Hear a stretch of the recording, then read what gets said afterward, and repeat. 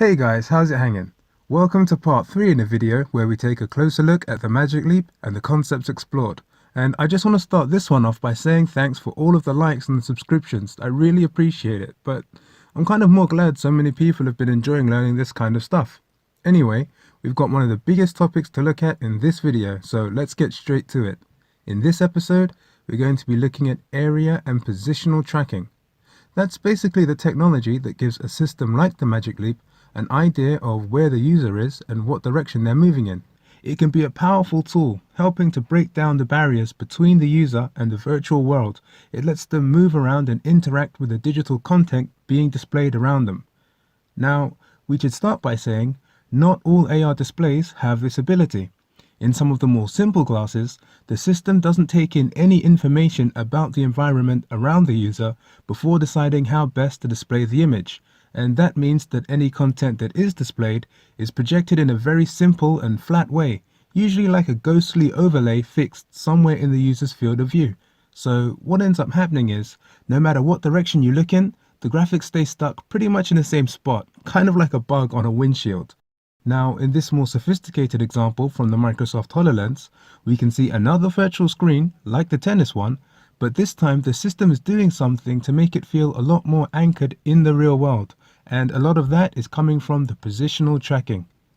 The proper term for this stuff is 6 degrees of freedom or 6-DoF tracking, but to boil it down, if you're wearing one of these tracking displays and you move your head right, left, up or down, or you move closer, away or lean around a virtual object or scene, your view of it should change accordingly. And once the system can react to your own body cues, your brain starts to be a lot more accepting of what's in front of it. After all, seeing is believing, right? This is probably the best definition of mixed reality, the ability of a display to not just show flat images, but to position virtual objects into the real world around the user. So how many of these area and positional tracking abilities will the Magic Leap have? Well, until the company decides to reveal more about the product themselves, it's difficult for us to come to any guaranteed conclusions, but what I think we can do is use some of the small glimpses that they've shared with us so far, kind of like a code book, to break down and decipher some of what's going on. Take a look at this video that the company put out back in June. Now at first glance, we don't see too much out of the ordinary for an AR display. A regular room, a living room, and here 2 digital models, 2 droids, displayed to look like they're in the room too. But we actually have to rewind this because the hints that we're looking for start right from the beginning when the 2 droids walk in through the door. See, the display didn't project them appearing out of the wall, they walk in through the doorway, and instead of floating around in the air somewhere, the 2 character models are anchored on the same physical plane as the viewer. It looks like R2 is rolling across this carpet, right? So the first thing that this tells us is that the Magic Leap is able to detect and understand physical boundaries. Basically, their system somehow knows where the floor, walls and doorways in this room are. Let's pause it again here. Now it looks like part of the character is being blocked by a table in the way. This is a second demonstration of their area tracking abilities. What's happening here is the system is choosing to render only this part of the digital model, so that the viewer gets the impression the rest is being blocked by this table in the way. But for that to happen, the system needed to know about the table to begin with, right? So the second thing that this tells us is that the Magic Leap system is also able to detect and interpret things like locations, shapes, light blocking qualities, and maybe even functions of some of the real world objects around it. And because the parts of the droids that we can see is constantly changing as the viewer moves around, it must be detecting and rendering for all this in real time. It's pretty impressive. Okay, the last thing this video has to tell us is here, this little lean in here. The viewer leans forward to get a closer view of the virtual scene, then it works. This is one of the easiest to spot signs of that 6-DoF tracking, so we can go ahead and add that to the list of the Magic Leap's abilities too. Alright, so now that we've seen some of what Magic Leap is able to do with their area and positional tracking, all we have to do is figure out how they're doing it. And just like usual, we'll start off with the basic stuff and go from there.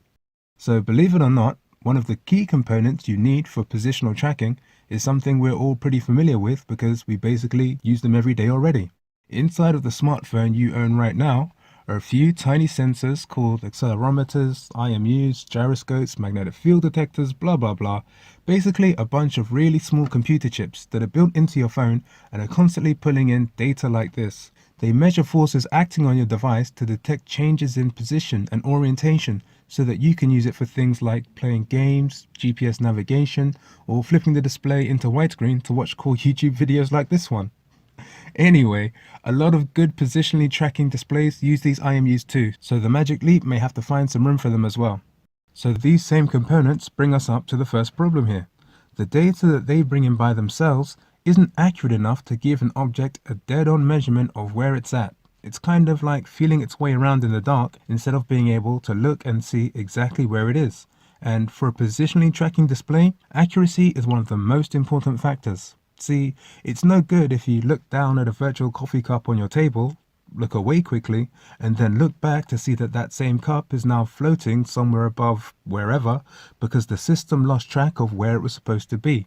Things like that kill immersion, the believability of the experience. It's really bad news for a virtual display. So that means the Magic Leap is going to have to use something more accurate to help out on top. To understand their solution and explain the rest of their tracking abilities, we need to get into computer vision. Now when it comes to accuracy, two of the best positionally tracked displays you'll find on the market today are the Oculus Rift and the HTC Vive. Now neither of them ended up going with computer vision, but in this photo you can see the designer of the HTC Vive tracking method, Alan Yates, and what he was experimenting with when they were still in development.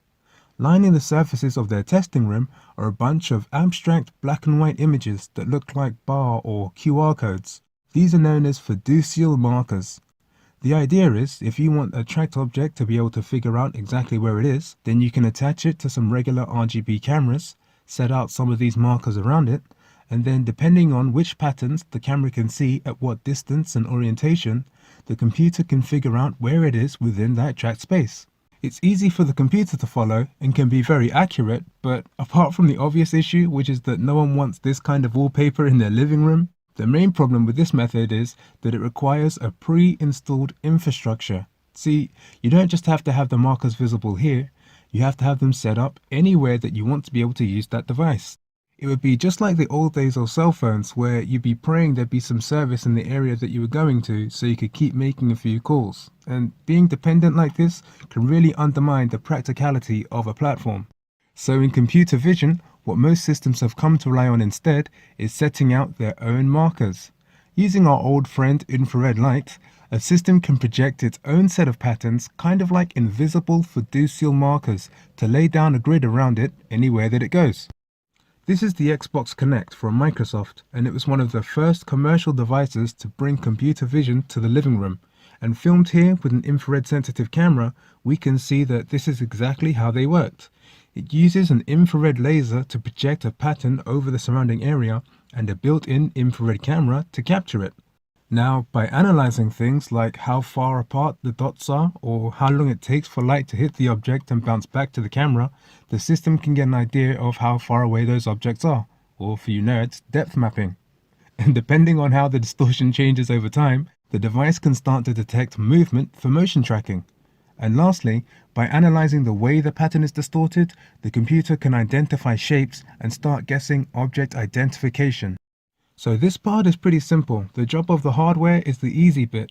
If this was a car, then you could just think of the cameras and the lasers like the wheels or the tires.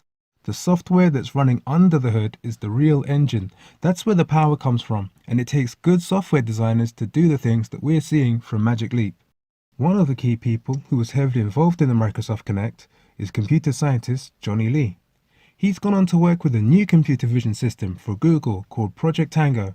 And if we look at the back of a Tango dev kit, we can see that it contains lasers and a bunch of cameras, which tells us that the hardware works pretty much the same as the Kinect. But the software that the Tango team is building is definitely more focused on augmented reality, and the code that they've built looks perfect for the Magic Leap. It's worth taking a look at, so here's Johnny Lee showing off some of the success they've had with computer vision and building systems to look around themselves in meaningful ways.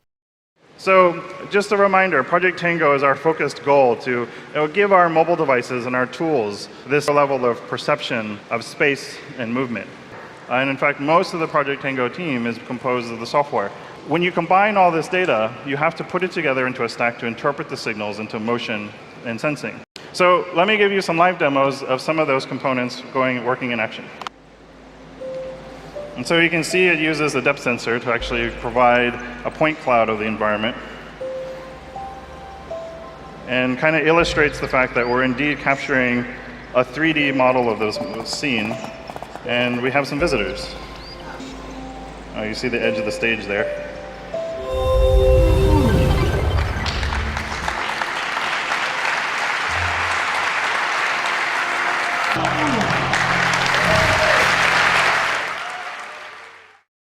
So comparing these videos to what we saw in the Star Wars one from Magic Leap, we see a lot of the same stuff going on. Complex mapping out of room geometry, 6DoF tracking, the ability to position virtual objects in the real world.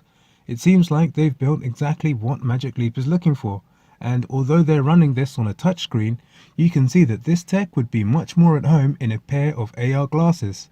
Okay, so this is where things get a bit weird. You would think that there would be some clues that this was what was being used in the Magic Leap 2. Seeing as we know that there's a pre-existing relationship between the two companies where Google is on record as being one of Magic Leap's biggest investors, I could have fully expected this to have been a part of the deal too, where this code was licensed out to them under agreement for them to use, but there doesn't seem to be any sign of this happening. For now, Google seems to be pushing Tango into Lenovo smartphones instead, for whatever reason. Maybe they're keeping it to use in one of their own upcoming displays. For now, we don't know. Now, thanks to a couple of eagle-eye Redditors on the Magic Leap sub, shout out to Malkmus1979 and Space City 1971, something that we do know is that Magic Leap has been experimenting with a similar computer vision kit, this one made by a young startup company called Occipital. This is one of their sensor kits here, and a closer look shows us it uses all the same components we know you need for computer vision. Now, besides the cameras and the lasers and so on, the software engine that Occipital has built, theirs called the Structure Bridge Engine, is doing a lot of the same area mapping and mixed reality functions that we've been looking for. So another good possible fit for Magic Leap. And what makes the Magic Leap Occipital relationship even more interesting is that one of the senior VPs at Magic Leap, Gary Bradsky, didn't just randomly bring in some Occipital kits for testing, he also serves on the Occipital board of directors.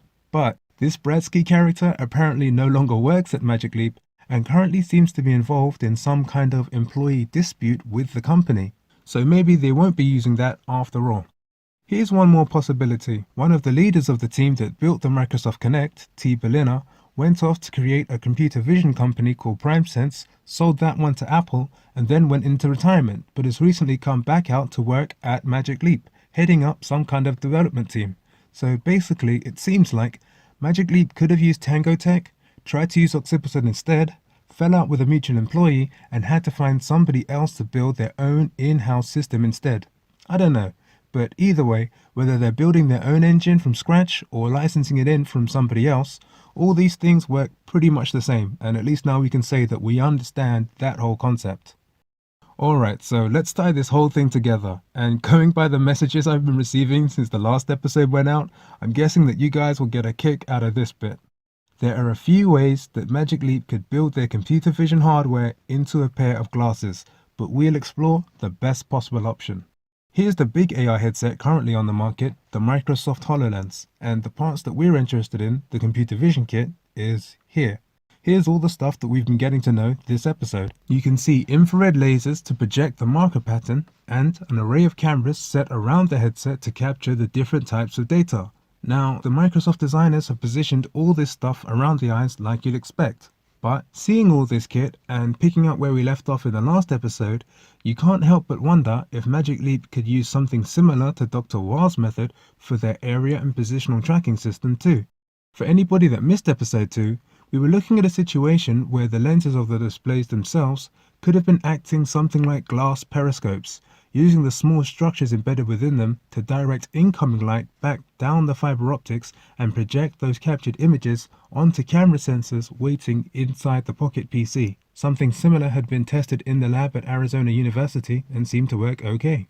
Now, for computer vision, when one of the main things we want the computer to see is the same thing that we're seeing, what better vantage point could there be than to look out at the world through the same perspective as our own eyes? It sounds like a neat idea, right? Here's the good news.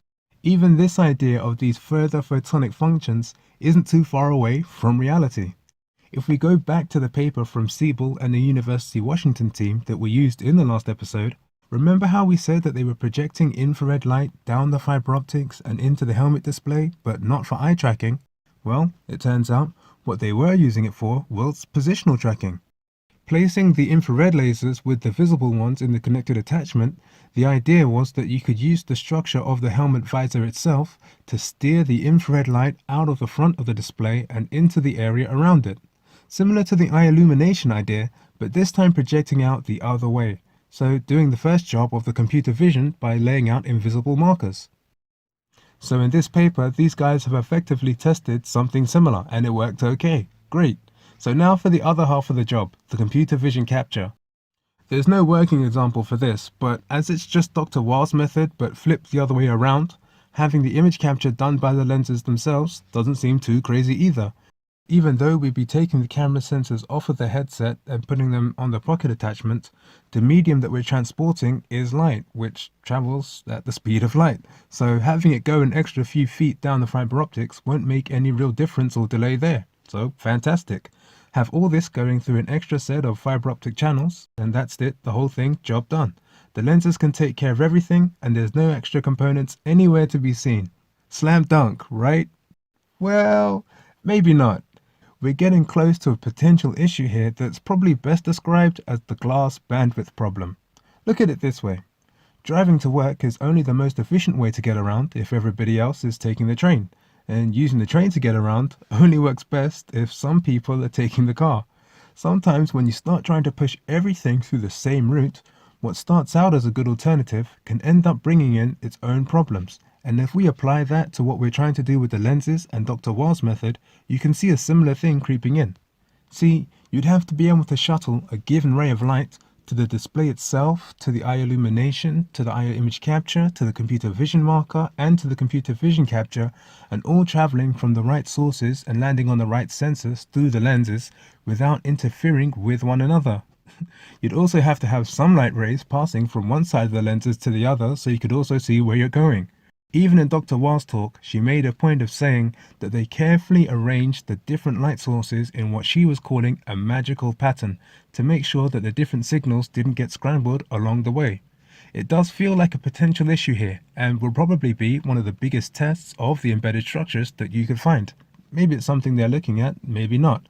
But either way, whether they perform their computer vision with new technology or with the traditional methods, the only thing that it would really change is the exact look of the product. And at least now that we know the options, we'll understand what we're looking at when it finally comes out. Okay, so like I said, this whole topic is pretty huge, but that's pretty much everything covered. The only thing that we didn't look at is how Magic Leap plans to strengthen the computer vision system. See, even though we're looking at some impressive stuff, a lot of people will tell you that the science of computer vision is still very much in its early days.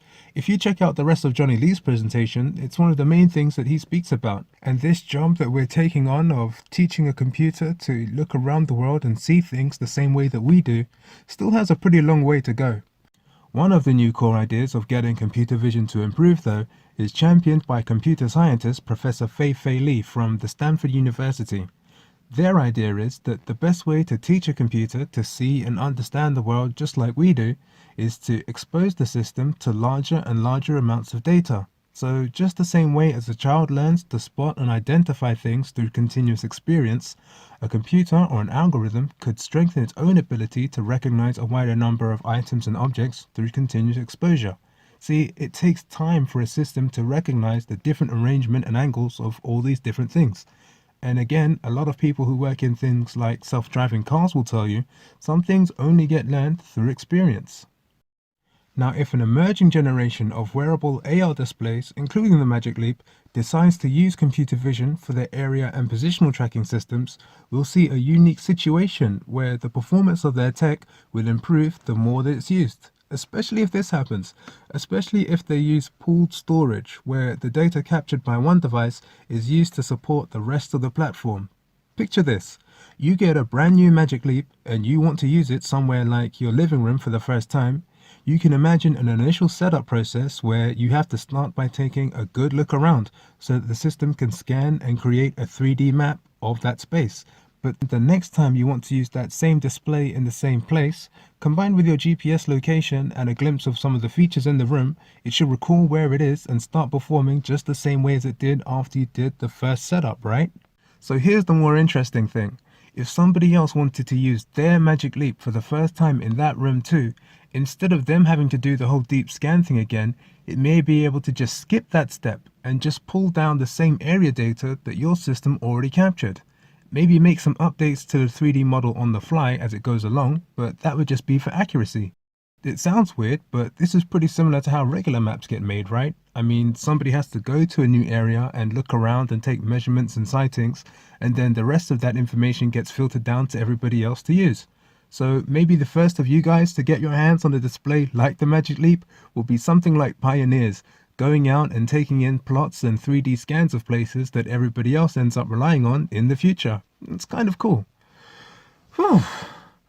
Alright guys, that definitely wraps it up for this episode. There's more than enough to chew on there for a while. I'm guessing it'd be easier to make these things if I had a mic and stuff rather than using my phone, so I have a straight up Patreon page going. If you guys have been enjoying the video so far and you want to add some support, it's greatly appreciated. I'm hoping to get a number of vids out on the way. Speaking of which, you definitely want to catch the next episode where we get into some of the things that the Magic Leap may not be able to do so well. If there's anything that I missed in this one or something that you wanted to ask, drop a comment below or head over to the dedicated subreddit on Reddit. I'll leave a link in the description. Other than that, I'm out.